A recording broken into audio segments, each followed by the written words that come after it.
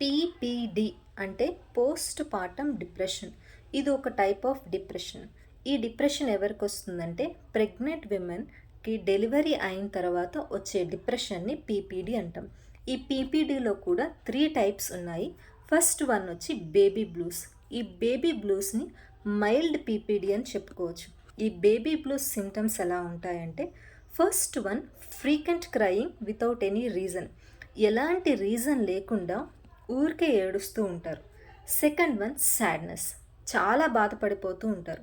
వాళ్ళు ఎందుకు బాధపడుతున్నారు ఎవరికీ అర్థం కాదు.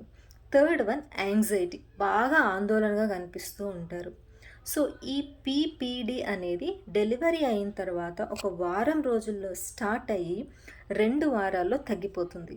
ఎలా తగ్గిపోతుంది అంటే పక్కన ఉన్న వాళ్ళు అంటే friends, family members and partner మంచి సపోర్ట్ ఇస్తూ బేబీని ప్లస్ మదర్కి మంచి హెల్ప్ చేస్తూ అట్లాగే కేరింగ్ తీసుకుంటూ ఉంటే పీపీడి బేబీ బ్లూస్ తగ్గిపోయే అవకాశం ఉంటుంది. అండ్ ఈ బేబీ బ్లూస్ అనేది 50-70% ఆఫ్ విమెన్కి ఆఫ్టర్ డెలివరీ వచ్చే అవకాశం ఉంటుంది.